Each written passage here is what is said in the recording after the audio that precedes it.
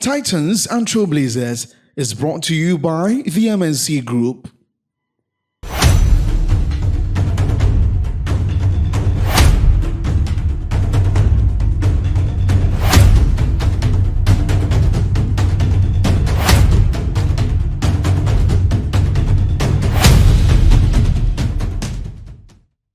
Welcome to part 2 of our engaging discussion with my brother, Arikuma, and we've been looking at issues around this famous concept of marketing, where it came from, where we are, the idiosyncrasies about the AI age in which we live right now, and what the attendant consequences are for a marketer who wants to stay alive, because the world in which we live now is so fluid.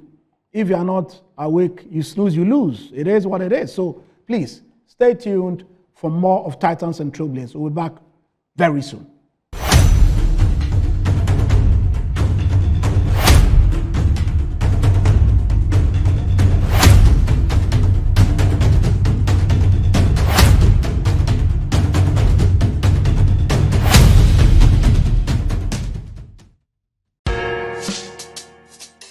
Whether you're a wholesaler, retailer, or consumer, MNC Logistics and Trading is your trusted partner in minerals and food commodities trading.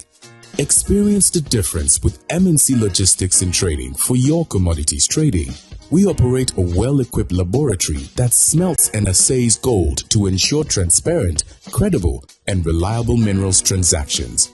Our general food commodity market deals with imports and exports of food products such as rice, sugar, and grains. We pride ourselves on delivering products that meet the highest standards of quality and taste. With our expertise in international trading and logistics, we bridge customers far and wide. Locate us at number 4 Neosai Interfo Avenue, East Legon, Accra.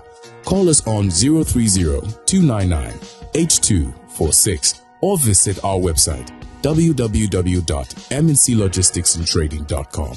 MNC Logistics and Trading, hub of confidence.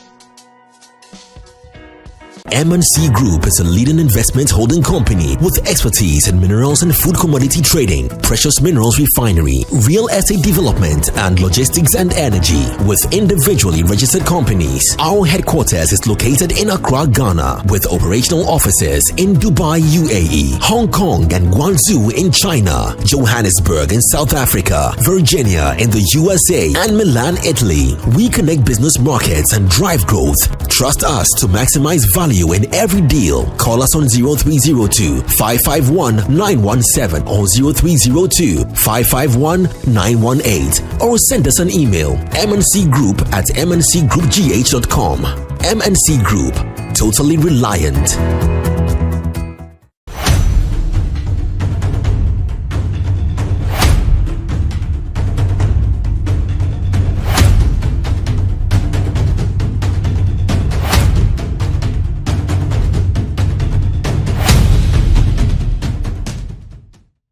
So, welcome back. You know, I told you we did a trilogy of books looking at higher education marketing in Africa, and it was inspired by my brother, Emmanuel Mogaji, excellent marketing scholar who is sitting at the University of Kiel in the UK. And we did the first book looking at strategic marketing issues. This is the second book, the trilogy. It's called Understanding the Higher Education Market in Africa. So, what we try to do in this book is that we say Africa is vast.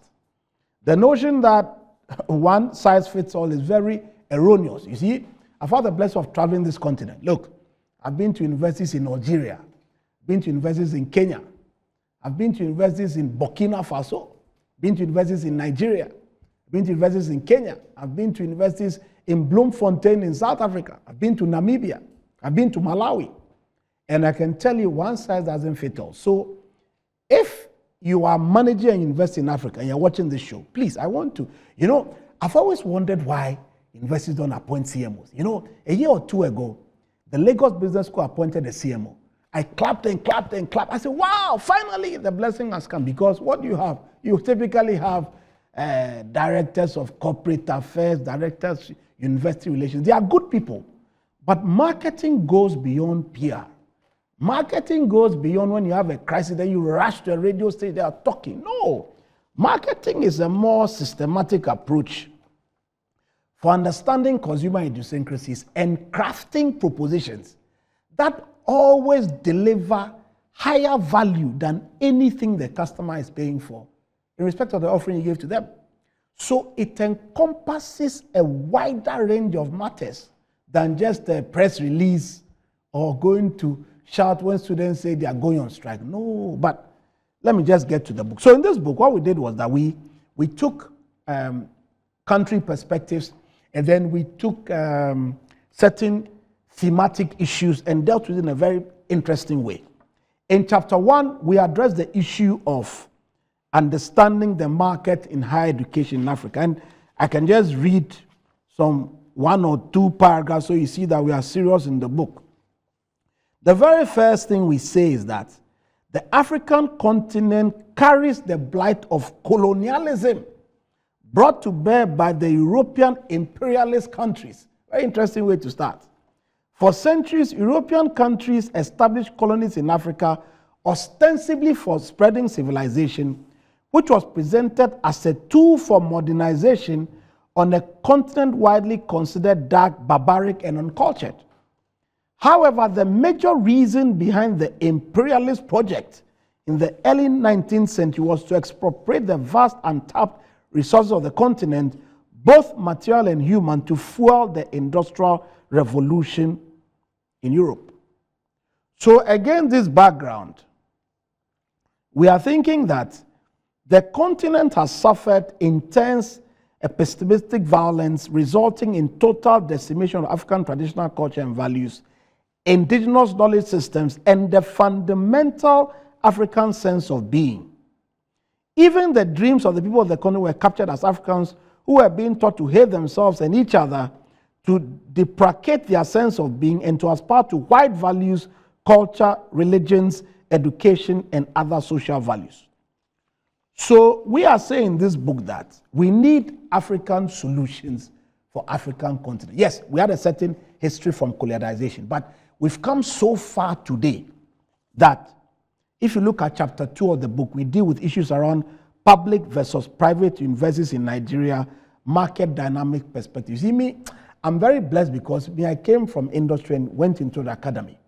But when I got to the academy, I've been rector of a private university in Ghana. Then I've been deputy vice chancellor of a private university in Rwanda. But I've also been deputy vice provost of a public university in Ghana and director of institute advance of another public university in Ghana. So private, public, I understand the nuances. And sometimes you find that because private is not subvented, they need to do much more to survive. But when I check the quality of marketing communications, private versus public, both leave a lot to be desired, except for certain bright spots like an Ashesi, for instance, or a Lagos Business School in Nigeria, or a Strathmore Business School in Kenya, or University of Johannesburg in South Africa. They are the few shining lights of people who understand marketing from the central value driver perspective, that it's all about the customer. So the brand comms become a certain support for delivering on the customer journey. We don't put adverts out because we are going to recruit. No, there are systems you need to put in place. So in chapter 2, we are looking at public versus private sector universities in Nigeria, market dynamic perspective. Then chapter 3, we are looking at government policies on education in Africa. So I understand a few days ago, in my famous country called Ghana, a certain committee has finished a report and sent a report to the president based on some education dialogue we had. And they have over 200 recommendations. When I saw the report, I was like, oh, I pray that there are clear customer issues, clear marketing issues, clear marketing technology issues, clear issues about how to do marketing dashboards. I was just praying that by some miracle, they'll put our issues there, because you see, anytime I travel around the continent, I smile because sometimes the university people think as a Bob, all he knows is marketing. And I can explain to them that it's not Bob who's doing marketing. I tell them that they should go and look at the Oxfords, the Cambridges, the Harvards, the Penn States. Look, I was at the University of North Texas in 2012. When a guy, 2012, I was teaching a global marketing class there. And a guy gave UNT $20-something million. I was in America in 2015 when a guy called Paulson gave Harvard $400 million. Harvard ran a campaign from 2013 to 2018 to raise $6.5 million. When they were done, Harvard had raised $9.8 billion. B with the B, not don't confuse the B and the M. Harvard understands marketing, life and death. Look, you visit the Harvard website and see. They have certain segments, they have sub-components, they have Harvard Club, they have... So marketing is not Bob who is saying market. When you say Bob likes marketing, it's not just Bob. Universities need marketing like a life and death issue on the continent of Africa. Chapter 4, we talk about addressing the challenges of higher education in Africa, the role of African governments, the Africa Development Bank, and business corporations operating in Africa.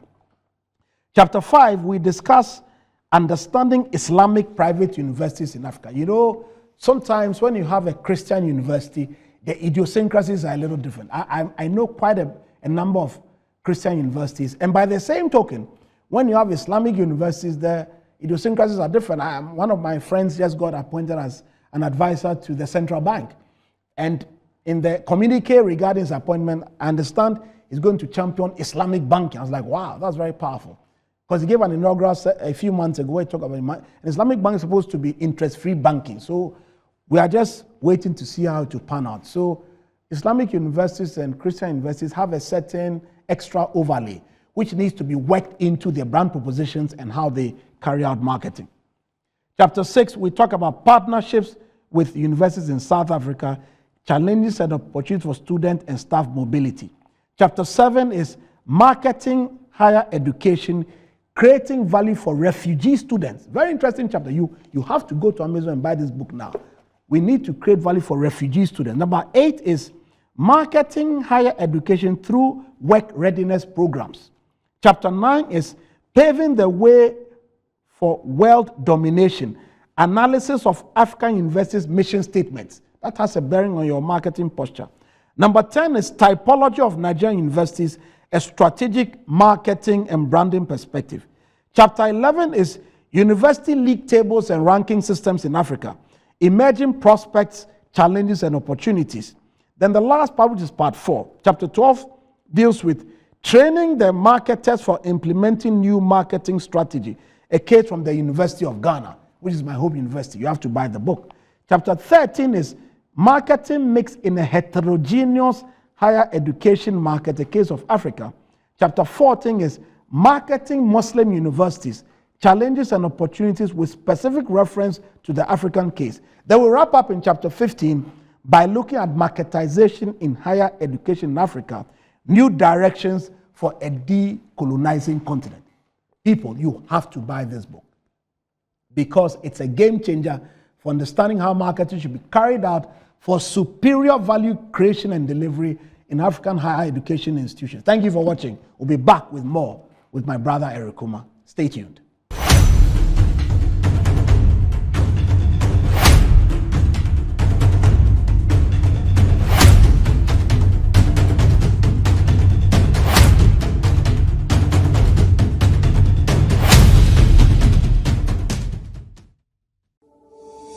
Finding the ideal property shouldn't be a daunting task. With MNC Properties, property sales, rentals, and management is a walk in the park. We believe everyone deserves a place to call home. That's why we specialize in providing affordable housing options under our flagship project, Fresh Property Joy, specifically designed for low and medium income earners. Our range of customizable homes includes 2 to 3 bedroom standard and executive options, all meticulously crafted using innovative interlocking brick technology. We offer flexible payment options tailored to your individual needs, plus litigation-free lands in vibrant and upscale communities that presents the perfect opportunity to build your dream home. We are committed to making affordable housing a reality. Whether you're looking to buy, rent, or invest, we've got you covered. Our service team is ready to assist you on 0302 551 917. MNC Properties, choice of class.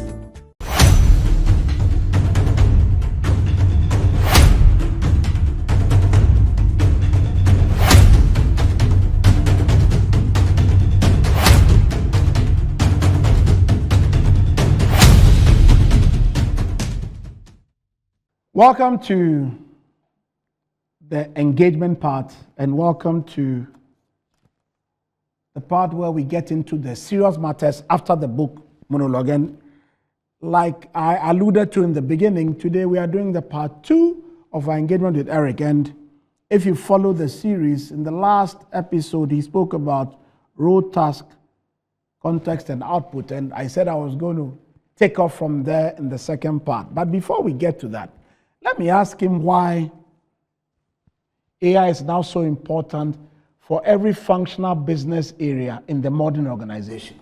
From HR to finance to marketing to accounting, why do we need AI so much? Give us some 3 or 4 compelling reasons. Right. History is very clear. Technology moves in waves. And when a certain wave arrives, you will not succeed if you fight it. That's it. Or if you resist it. That's it. Rather, those who jump on it and go with it are the ones who go far. Indeed. That mindset shift is very important. Indeed. So when people approach AI with that right mindset to say that this is a technology shift that's arriving, what I need to do is to see how can I jump on it, how can I ride it to my benefit. That is really where everything starts from. And it doesn't matter what organization you work for. There is always somebody out there who is using AI to get better. Indeed. So long as you're in a competitive... And outcompete you. Exactly. So long as you're in a competitive world, every day you don't use AI, somebody out there is using it and getting better. Okay. So you have to use the technology, ride it to benefit your organization. And when it comes to possibility, it opens possibilities. So let's take, you come from an FMCG background. So when you take route to market issues, for instance, how will AI help you along that journey in your estimation? How could it possibly help you when you are plotting your new route to market? Maybe for a product you've introduced and you want to get it to market with a certain speed and a certain functionality. What would you do? Yeah. First, there is the planning for the route to market. Then there is the logistics of going to market. Then there is other things like shopper, side of things. Each of these, people are already applying AI tools to get better. If I take planning, for example, people will typically in an FMCG have an Excel sheet. There will be a planning team. The people call them all sorts of names. Some of them call them SNOP, all of operations. They have an Excel sheet which has historical performance. So they have a trend, they can plot graphs, they are doing all of this in Excel. If you feed that Excel sheet to any general AI tool, you can spot trends, you can spot your peak seasons, you can do all of this. Now, the AI tools, based on what you fed it, which goes back to the point you made in the previous episode that the quality of the human being is what shows in the quality of the output. Totally. You are so spot on. Totally. Because if you feed an Excel sheet to AI tool and you say, summarize for me, okay, it will summarize and close. But if you are somebody who already has quality, when you feed the Excel sheet, then you're like, okay, find opportunities in this sheet for me. What am I missing? Where are my peak seasons? Where are my breakdowns? Where am I? So the quality of the human being is number one. Tool is secondary. I have a formula. Good work, a good worker plus a good tool, good results. Poor worker plus good tool, poor results. Indeed.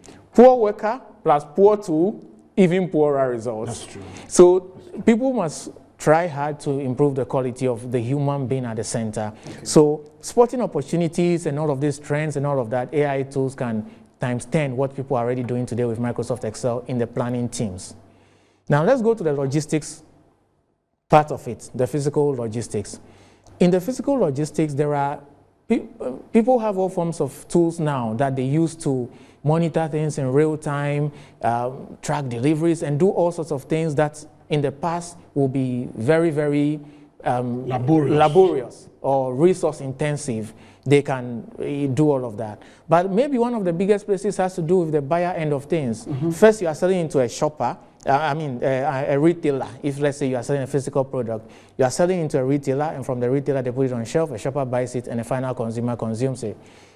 In managing the account, of that retailer, things like their order levels, their refill levels, triggering points, all of these things, AI tools can help to streamline these things and make them fast. They can generate dashboards where all you need to do is to look at your screen and say, okay, predictive models based on what is going on, ShopRite is likely to call me tomorrow, and this is their typical order. So this is what I should be preparing for. So the prediction part of dealing with the channels, the retailers, the outlets becomes very useful here. So the entire chain, every spot on the chain can benefit from AI. And the best part is people are already doing it. The thing about AI is everybody has a license to operate. Everybody has a license. If you are in charge of sending emails to a consumer, nothing stops you from passing your emails through AI, spotting the consumers who object, why they object, predicting whether the next person is going to object, and even predicting their email and preparing a scenario to back that objection. And so people are taking initiative on their own to use the AI tools along the entire journey. So it makes all of this and when it comes to brand marketing, the possibilities are endless. Communication. In the past, if you wanted to do an ad, you shoot the ad, you've recorded the ad, you distribute it on the channels. If we go online, you may give different formats to different platforms because of their requirements. So if Instagram wants a 16:9 or something, you prepare all of that by the copy is the copy, or if you have 2 or 3 variations, you give them. What people are thinking about now is next level, where there is an idea, a central brand idea, based on who you are. The AI tool can create copy that addresses only you, based on the buyer profile that has been fed into it. Absolutely. In other words, the ad that you are seeing for product A is totally different from the ad that I am seeing for the same product A.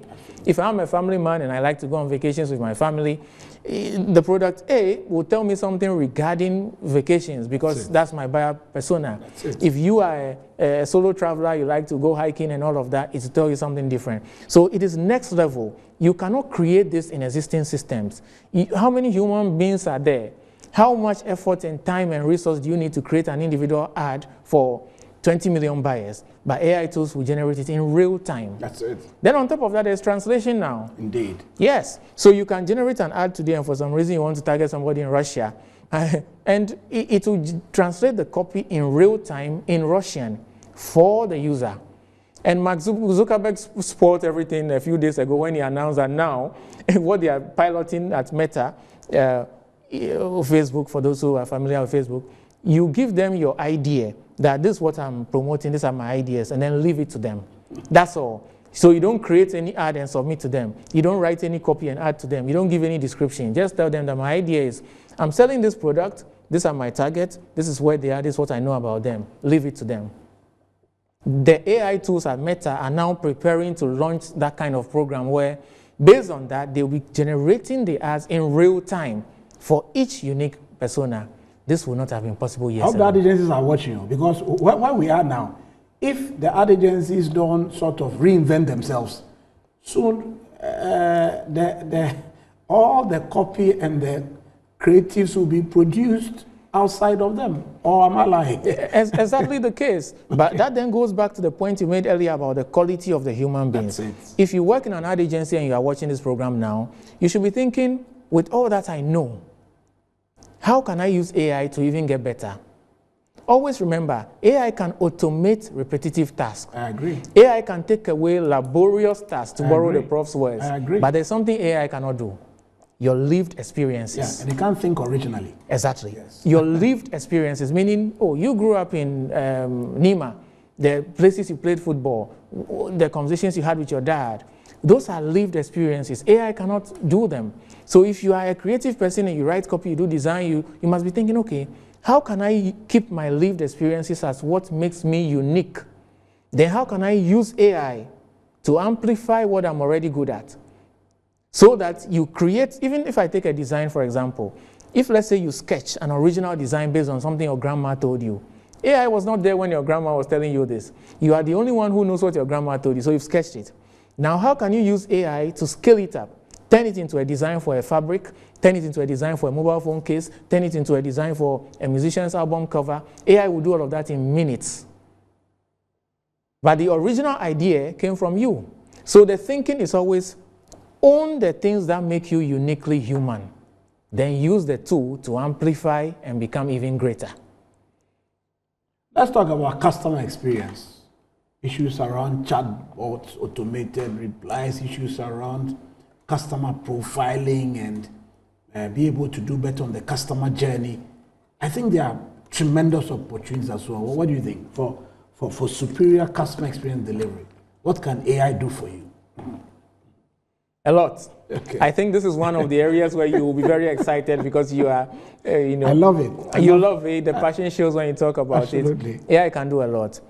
First of all, the whole idea of customer experience is to put the customer at the center. Absolutely. So, the more you know about the customer, the better you can make them happy. Absolutely. With that foundation, the thinking now is, how can AI help me know more about the customer? Indeed. That's the first step. Indeed. Secondly, now that I know about the customer, how can I serve this person in a manner that is meaningful and personalized? Absolutely. Because these are the things that make consumers want to choose you again. Absolutely. So AI gives us what we call personalization at scale. Correct.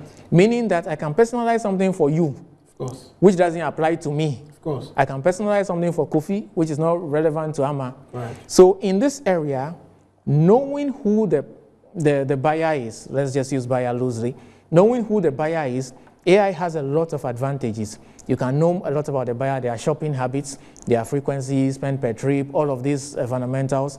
You can know all of that about the buyer. Based on this now, you can forecast, or more or less you can predict what they are likely to need even before they need it. So once you know that this is what the person needs, the question then now is, how do you satisfy them at scale and in a manner that's personalized? And in this area, later I will share a bit more about levels of adoption of AI.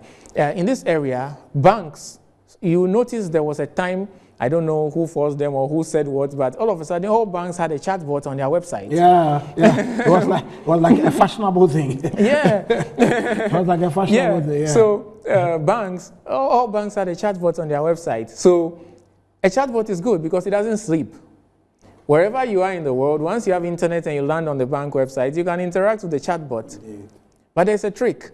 There are different levels of chatbots. Of course. The ones on the banks are, let's call them basic. They can do a predefined list of tasks. Indeed. You can make a complaint, raise a ticket for an issue, those basic things. There are even advanced things which are yet to come. But when you have all this, I don't have to wait till 8 o'clock in the morning or 9 o'clock in the morning to call a bank to resolve something. If a chatbot can do it for me at 2 a.m. and I happen to need the service at 2 a.m. So all these little tools help to allow organizations to serve their consumers better.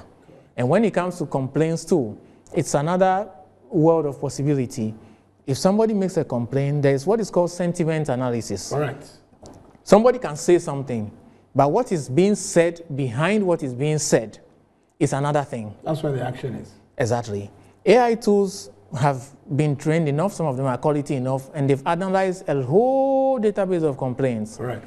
And based on that, they can spot language that people use, and they can tell the real sentiments of people. Absolutely. And that allows you, the brand, to serve them better. So you can see that in the area of knowing more about the consumer, personalizing at scale, complaints, accessibility, in all of these areas, AI can do wonders for customer service. But on the issue of sentiment analysis, even before AI came, I used to tell everybody the last 25, 26 years that if you are an astute service champion, your brilliance is not at spotting overt issues, it's at spotting covert issues, because the magic is in the underlying issue. So even before AI came, I used to say, look, the champions are the covert people who can sort of read between the lines and be able to ascertain that, no, your issue is far more deeper than you are speaking to it. Exactly. That's what the action has always been. I think AI now gives you enhanced capacity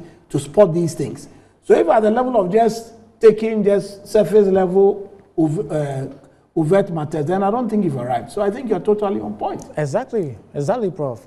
Wow. To hear the unspoken, to see the unwritten. That's what the magic is. That is the magic. And with AI, you can go right at the heart of the magic and do a lot. Okay, so what about issues around sales? How do we sell more using AI tools? Because, sales is the lifeblood of business. If you are not selling, you are dead. So what can we do with sales to move people from high pressure selling to more nuanced, customer-centered? The thing with selling is that if I don't feel pressured, usually I buy. If I feel as if you are stressing me, I might not buy. In fact, it might become repulsive to me. So what can we do, generally speaking, with AI to improve the sales processes? Right. So when you think of sales in an FMCG context, there are parts to it. Okay. There is the identification of a need as a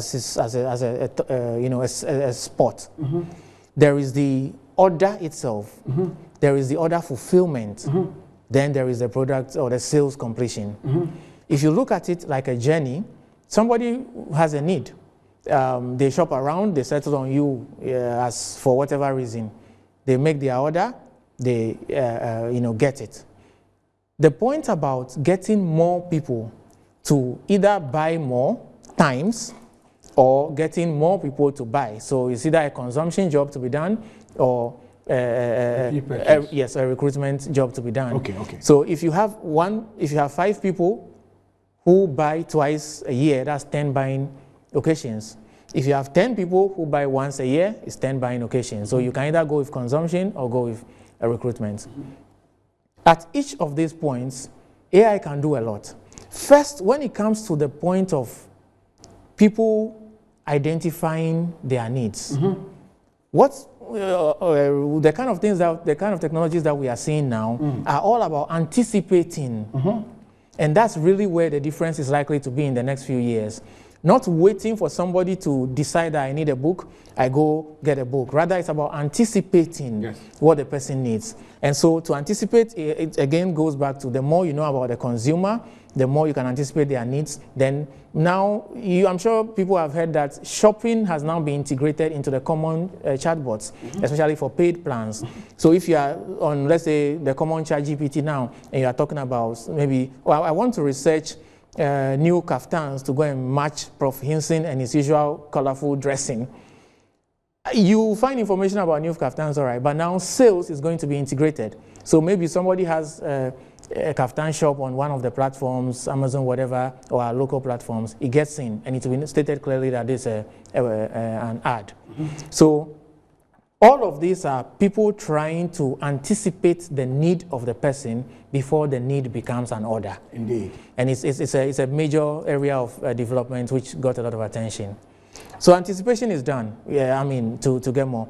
Now, when it comes to the actual process of order fulfillment and make sure, there's a lot of leakage in the process traditionally. Indeed. Somebody makes a call today.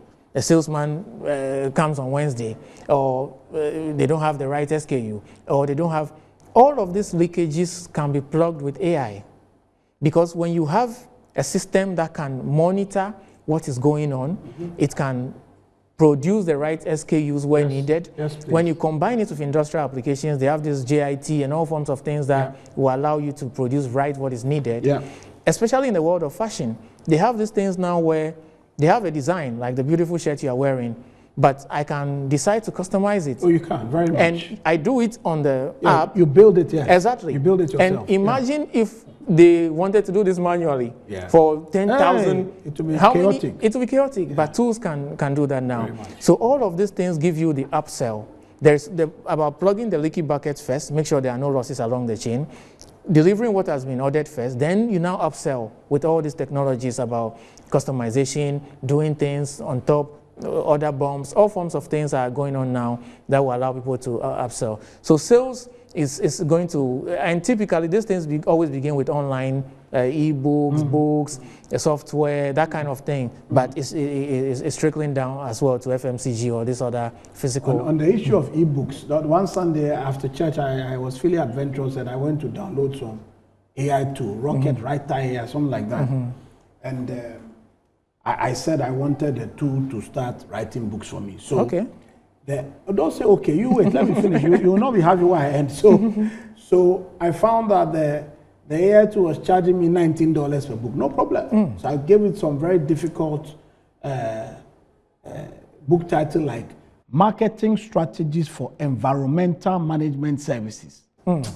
My brother, the crap the AI tool turned out there, I nearly removed the 10 to but I don't really spend the $19. So I just gave it to God and I said, hey! I nearly said, you shall. What is this you have written? But you see, it's because, like we've been speaking to it, I understand what a good book would have looked like. Exactly. That's how I knew. Can you imagine I was some semi-illiterate person who took the book and lied that I'd written a book and went to launch it. Ooh, exactly. Sure, like, yeah, wow. In just plenty universities you're associated with, they will say, no, your account has been hacked. Exactly. This is not the prof we have. It cannot be me. This is not the one we know. But that was such a poignant example of AI not understanding what you expect and just not having the capacity to deliver on that particular requirement. So I think that we still need to understand that we are central to AI success. 100%. A lot of what you've discussed so far has been FMCG B2C. So now let's take government to citizen services, like all these e-tax, e-this, e-that. How can public sector agencies also improve their efficiency using AI tools, in your opinion? Wow. This is a big one. Okay. This is a very big one. Okay. There are, even before we even talk about what public sector organizations can do to improve efficiency to the consumer, there is a perception problem that consumers have regarding some of these organizations. Okay. If you stop a random person on the street and mention one of these public sector institutions, they'll probably say, oh, they are doing something. People don't even know the detail of what these institutions do. It's the fact. Indeed. But some of them are obvious. DVLA, you go there because you have to get a driver's license. Yes, so those ones, but when you put that aside, so I think the first thing that people need to do, or one of the things that people can, leaders of these organizations can do, is how we can use AI to get the right perception among our consumers. Hold on, before you go. So, sir, I think that a lot of these public sector agencies must also consider a fundamental marketing and IT audit, even before we get to AI, because I think some of them can't even conceptualize maybe what effective service delivery looks like. So I think there are some foundational conceptual issues. So because if you say, okay, so what does perfection look like? What does average performance look like? What does low performance? Isn't that sort of issue also worth considering? Because I think sometimes we might run the risk of using AI to cover basic, maybe IT and marketing discipline. I don't know if that makes sense. And because all these, AI answers to us, but AI enhances us. So what do you think about that? I don't know whether my question makes sense. I agree with you 100%. There is the basics of, in my public sector institution, this is what I'm supposed to do for my consumer. That has to be understood. Indeed. Without any AI, Indeed. Without any technology. Even if there was no technology, if I work in a public sector institution, I need to know that, okay, I'm supposed to do A, B, C, and everybody in the organization must know this. That's one. Then two, the consumer must also be aware. Indeed. That this is what I'm supposed, this is what I'm due from this public sector institution. Correct. You cannot demand what you don't know is your right. Correct. Correct. You cannot insist that do this for me if you don't even know that, am I even in the right place? Correct. So let's tackle those basic problems first before we even talk about AI. Okay. Once we solve those basic problems, we can come back and talk about AI. Okay. So continue. So what can we do with public sector and AI? You were saying, number one. So let's now say that we now are at a place where the public sector organization is clear that they are supposed to deliver ABC. The consumer is also clear that they are supposed to receive ABC. Correct. So now, how can we use AI? The basic principle is repetitive tasks, automate it. Laborious or time-consuming or money-consuming tasks, eliminate them. This tool will make a big difference in large organizations because of the scale at which they operate. Right. The scale is really, really big. And you cannot do something when you have 12 million people on your database, like Ghana Card, for example. Look at the number of human beings on that database. Yes. You cannot manually do something to cost too much. So organizations like that have to think of, what is my list of repetitive tasks? Which of them can I start using AI tools to take care of? Then second, what is my list of money-intensive, time-consuming things which I wish I could do, but today's system makes it impossible. Then let's now start using AI to deal with those ones. If we go in a stepwise manner like this, it will help us. I always advise against rushing these things. People should not be quick to say they want to revolutionize everything overnight. No, it doesn't work like that. People should not be quick to pay for expensive solutions that you don't even know how to use the technology. If you're going to pay $1 million for something, that focus on the basics. Be clear on what you're supposed to do, make the consumer clear. Then throw up a list and say, sending emails to our consumer is hard for us every month. Sending statements of contribution to our consumer is hard for us every month. Addressing everybody's email and address and house address is difficult for us every month. Month closing reports are hard for us every month. All these four, which of them can I use AI tools to start automating? Then I start experimenting and take it from there. On that public sector note, we'll take a short break. We'll be right back with more of Titans and Trailblazers. Please stay tuned.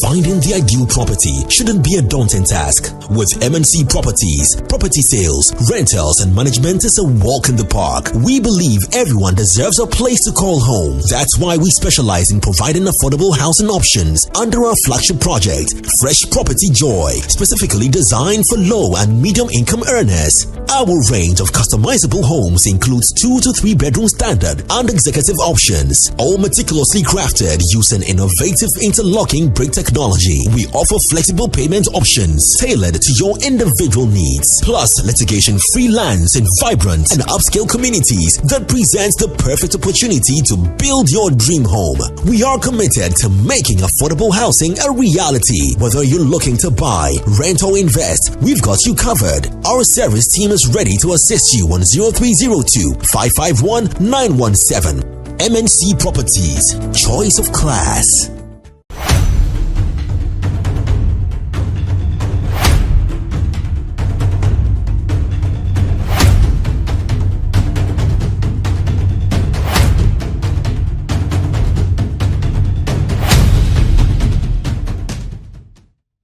Welcome back. Welcome back. Really good to have you back. Now, I'm going to ask a question that everybody has been asking. Since Eric is here, I'll ask him. Is AI going to take everybody's job? Or it won't take everybody's job? What's the story? Because people feel as if they'll go home soon. Some people feel as if, bring it on. This is how we go to our next level. So what's the story?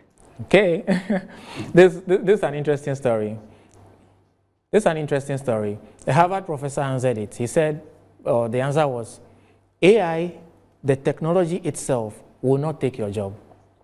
But a human being who is using AI is likely to take your job. Okay. So the fear is not the fear of technology. It's being left behind when everybody is able to do better than you when you have not changed. It's one of the reasons why people need to get on this. And this is actually a good time to explain to people that there is no need to fear at all. Rather, people should prepare for the world of AI. Okay. And you see, this is not the first time that a major technology is arriving and changing the world. Yeah. In 1876, guess what happened? The telephone, yes, the telephone was created. Alexander Graham Bell. Thank you, sir. Yes. The telephone was created, and it's changed how communication was done before. The world accepted it and made modifications to stay with it. It has been with us since then. Okay. 1990s, the internet became commonplace. Everybody had access to the internet. Indeed. The world accepted it. It changed how we work, how we live, and everything. Indeed. In the 2000s, smartphones came. Yes. Mobile phones came earlier, but smartphones came in the 2000s. The world accepted it. It changed the way we live and everything. None of these technologies will come and put a gun to your head and say, use me or I'll kill you. No. But guess what? In the office, they are using it. Your neighbor is using it. In the day-to-day things you do, they are using it. So you are in a place where you are not being forced, and you can decide to resist if you want. But as the world accommodates these things, it is to your advantage to learn how to use them and move forward. So if you are afraid of AI, you are not alone. Many people actually have this fear. They think this is the end of the world. It will come, I'll lose this, I'll lose that. I want you to know that you are not alone. Many people have this fear. But just as the world adjusted to accept these technologies that we had seen, it is adjusting and it is accepting AI. So this is the opportunity for people who are totally new to AI to begin their AI journey now. And it's very simple to start using AI. If you are watching this at home and you are totally new to AI and you want to say, what at all is this AI thing? What can I also do to try? It's very simple. Open your browser right now. Just type ChatGPT. That's the common one. Just type ChatGPT in your browser. When it opens, just type, be my instructor. I am totally new to AI. Give me a 1-minute introduction for a beginner. Simple. Open your browser, type ChatGPT. When it opens, go into the window, then just type, be my instructor. I am totally new to AI. Give me a 1-minute introduction for a beginner. Simple. And that's it. You've started your AI journey. So congratulations. That's when it. they say, who are the people using AI? Raise you your think you hand. can put your That hand is down. it. But AI has a cousin called robotics. And robotics sort of Mechatronics. deals with the physical execution, and then AI is like the brain or the intelligent decision making. So how does AI work with robotics to create the magic? Yeah. Yes. You know, human beings like physical things. Yes. You cannot deny that. Yes. Human beings like physical things. Yes. And when AI started becoming promoted and becoming popular, many people always had this image of a robot. Correct. It probably has to do with marketing. Maybe they should have consulted Prof. No, I If they think had consulted I you. think it's Star Wars and Darth Vader. Yes. Oh, and you know the interesting thing? Yeah. I actually read a research paper that say that when these tech companies want to pilot something, they put it in the movies. Indeed. Because they use the movies to check the reception by the consumers. That's correct. So when consumers watch a movie and they are like, oh, wow, this is Batman suit, Yeah. this drone, this, then the tech companies are like, oh, they like it. They like it. Let's do it. Exactly. So it's a theory. I've not verified it myself as a theory. Well, it's a good theory. Yeah. And so the robots have registered themselves in people's minds. Correct. It's hard to take it away. Correct. You know, and people always imagine a robot like something that looks like a human being. That's true. No, that's only like 2% of what real robots are. That's true. Robots can be anything. If you go into like a manufacturing company, Yes. they have all these robots that go, it's just something running on a line. So Yes. it looks like a camera. Yes. It just goes, scan this, take this, move this from here. Or some of them are just arms. Yes. A robotic arm is basically a long metal. It goes, grab something, move it, grab, move. Yes. So please, don't be afraid. A robot is not a human being who will enter your house and beat you. And in the movies, they have all these movies where robots will turn against the human master, and robots will start killing humans. Indeed. You know, even if we wanted to do robots in this Ghana, when will we get there? It will take a while for real, like human-like, life-size robots. Rather, people need to focus on industrial applications. Indeed. In factories, there are arms that are carrying things. Forklifts now, it's an area that, you know, the traditional forklift is a vehicle driven by a human. The human goes, drives it, drops the lift off, picks it. Robots have replaced that. They can lift heavy things and just move.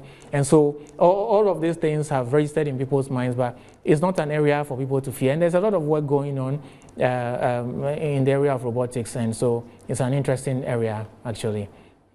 So Africa is evolving. Opportunities are evolving. Business challenges are real. Entrepreneurship is supposed to be a game changer. But you have your African youth still hoping to work at the Ministry of Trade or a Ghana Port and Harbors Authority or a Liberia Port and Harbors something. So, sir, I just want to ask you whether you have public sector aspirations, private sector aspirations, or whether you want to eventually work for yourself. I want 3 cardinal pieces of advice for African youth today. What can they do to better position themselves for a prosperous future? Wow. The first thing is the mindset shift. Mindset, okay. That's the first thing. Nobody competes against technology and wins. Nobody resists technology and wins. Okay. Nobody acts indifferent towards technology and wins. So the mindset is AI is here. It is my duty, my choice, my responsibility, my decision to use AI to move forward in whatever field I'm into. Okay. That is the mindset shift. That's the first one. Okay. The second one is the playing field is equal. Indeed. With AI, the playing field is equal. Indeed. You have ChatGPT on your computer. You don't need to pay for any paid version. Start with the free version. Indeed. Claude.ai is very powerful. ChatGPT is not the only chatbot available. Claude.ai is very powerful. Use it. Perplexity, Meta. There are so many of them. The playing field is level.